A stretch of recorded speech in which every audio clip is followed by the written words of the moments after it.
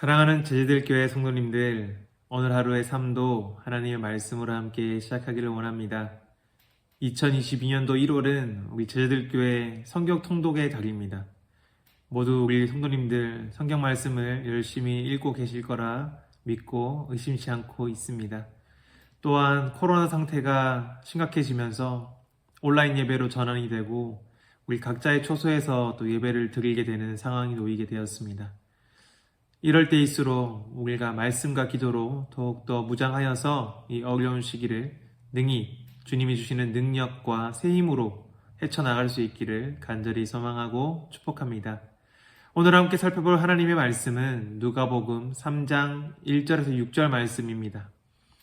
우리는 생명의 삶 큐티 책의 순서에 따라 1월부터 누가복음을 묵상하고 있습니다.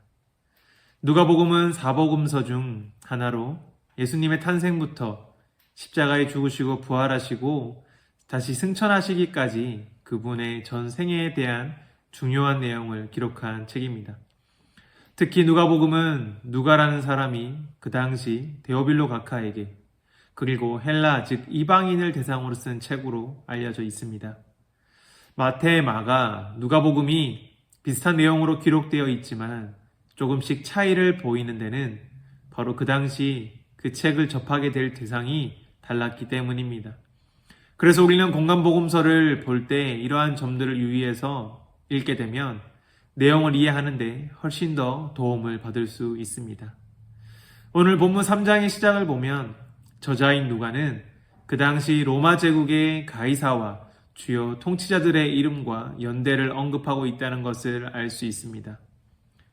1절에서 2절 본문 말씀을 보면 디베리오 황제가 통치한 지 15해 곧 본디오 빌라도가 유대의 총독으로 헤롯이 갈릴리의 분봉왕으로 그 동생 빌립이 이두레와 드라고니 지방의 분봉왕으로 루사니아가 아빌레네의 분봉왕으로 안나스와 가야바가 대제사장으로 있을 때라고 기록하고 있습니다. 누가는 그 당시 세계사적인 사건 즉 그 당시 시대를 대표하는 인물들을 언급하면서 이 글의 신빙성을 더해주고 있습니다. 이 글이 자신이 지어내거나 만들어낸 이야기가 아니라 실제 그 당시에 일어났던 역사적인 사건이라는 것을 명확히 하고자 하는 것입니다. 누가가 굳이 이러한 세계사적인 사건과 연대기적인 언급을 밝힌 이유가 무엇입니까? 바로 예수님의 이야기가 그 당시 정말 일어난 사건이라는 것을 강조하기 위해서입니다. 어떤 이들은 성경이 사실이 아니라 픽션이라고 말하는 사람들이 있습니다. 누군가 지어낸 이야기를 짜깁기 해서 만들어낸 픽션에 불과하다 결론을 내리는 사람들이 있습니다. 하지만 누가복음의 저자인 누가는 이러한 자들에 대해 반증이라도 하듯 그 당시 시대에 대한 언급을 너무나 명확히 해주고 있습니다. 누가는 누가복음을 쓰기 시작하면서 1장 1절에 이렇게 시작했습니다. 우리 중에 이루어진 사실에 대하여. 우리는 성경 말씀을 읽으면서 때때로 이런 일이 정말 일어났을까? 의심하면서 읽은 적은 없는지, 또한 나에게 이런 일들이 일어나지 않았다고 실제로 그 사건이 일어나기 전까지는 믿을 수 없다는 작은 의심이 자리하고 있진 않았는지 생각해 볼 필요가 있습니다. 저에게는 그런 의심이 있을 때도 있었습니다. 성경을 읽으며 정말 예수님이 행하신 사역들이 사실일까? 물이 포도주로 변하고 안진뱅이가 일어나고 또한 죽은 자가 살아나는 일들이 정말 사실일까 의심했던 적도 있습니다. 하지만 오늘 누가의 기록을 통해 우리는 그러한 의심을 차단하기 위해 이 저자인 누가가 이 책의 서론에 얼마나 많은 시대적, 역사적 인물을 소개하고 있는지를 우리는 기억해야 할 필요가 있습니다. 이 책의 모든 내용이 정말 일어난 사건이라는 것을 타당성 있게 증명하기 위한 누가의 노력은 하나님의 아들 예수님이 정말 이 땅에 오셔서 이루신 사역이 더욱 고귀하게 여겨지게 만드는 것 같습니다. 그 하나님이신 우리의 주님이 우리를 구원하시기 위해 이 땅에 오셨다는 그 사건이 정말 사실로 기록되어 있기 때문입니다. 그래서 이러한 기록들 하나하나 놓치지 않고 넘어가는 것이 중요합니다.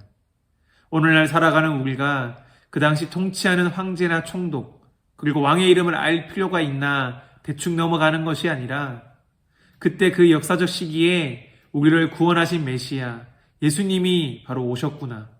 우리 주님이신 예수님이 우리의 구원을 이루시기 위한 공생애를 시작하셨구나. 이렇게 받아들여질 때 우린 오늘 본문 말씀을 더 깊이 있게 이해하고 깨달을 수 있게 될 것입니다. 이어서 2절 중반부에 기록된 말씀을 보면 침례 요한이 등장합니다. 기록된 내용을 보면 하나님의 말씀이 빈들에서 사가랴의 아들 요한에게 임한지라. 그 요한이 요단강 부근 각처에 와서 제사함을 받게 하는 회개의 침례를 전파하니라고 기록되어 있습니다.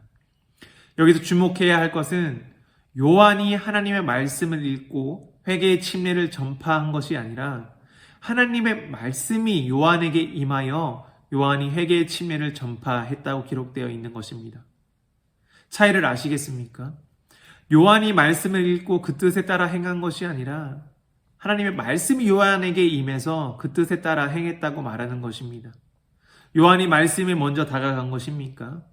아니면 말씀이 요한에게 먼저 다가간 것입니까? 바로 하나님의 말씀이 요한에게 먼저 임한 것입니다.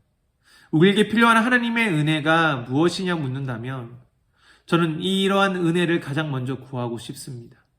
하나님의 말씀이 임하는 은혜, 하나님의 말씀이 임하여서 그 말씀의 뜻에 따라 행하며 사는 것, 그 하나님의 말씀에 순종하며 살아가는 삶, 그렇게 하루하루 날마다 살아간다면 그것보다 값진 삶은 없다고 여겨집니다. 우리는 하나님께 간절히 이러한 은혜를 구해야 합니다. 빈들에서 요한에게 임했던 하나님의 말씀이 동일하게 오늘날 우리에게도 임하기를 간절히 소망하고 축복합니다.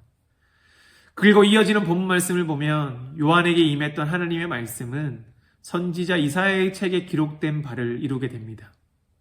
이사야 40장 3절에서 5절에 기록되어 있던 이사야의 예언이 700년경이 지난 침례 요한의 등장과 함께 이루어지고 있습니다.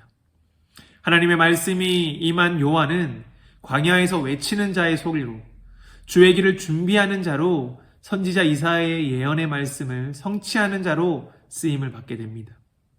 그리고 그는 외치는 자의 소리로 예수님이 오실 그 주의 길을 준비하는 자로 그 역할을 감당하게 됩니다. 하나님의 말씀이 임하면 어떤 축복이 임하게 됩니까?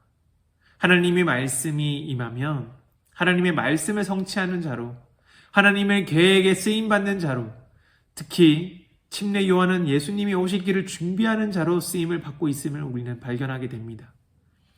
하나님의 말씀이 임하면 나의 이름이 높아지거나 명예가 높아지거나 어떤 부귀영화를 누리는 특권이 주어지는 나의 영광이 주어지는 것이 아닙니다. 정말 하나님의 말씀이 임하면 어떻게 됩니까? 바로 그저 예수님이 오실 길을 준비하는 자로 그저 주님이 오실 것을 외치는 소리로 그 역할을 감당하는 것입니다. 세상은 그것이 무슨 대수냐, 비하냐 할 수도 있습니다. 광야에서 외치는 소리가 터무니없다 할 수도 있습니다. 주님 오실 길을 준비하는 것이 시간 낭비라고 말할 수도 있습니다. 하지만 하나님의 말씀을 받은 자들에게는 어떻습니까? 하나님의 말씀을 받은 자녀들에게는 어떻습니까? 그것이 가장 큰 은혜이자 우리가 누리는 가장 큰 축복이지 않겠습니까? 하나님의 말씀 없이 우리가 살아갈 수 있을 것 같지만 하나님의 자녀에게는 하나님의 말씀이 무조건 필요합니다. 그 말씀이 없이는 살아갈 능력도 실력도 갖추지 못한다는 것을 알기 때문입니다.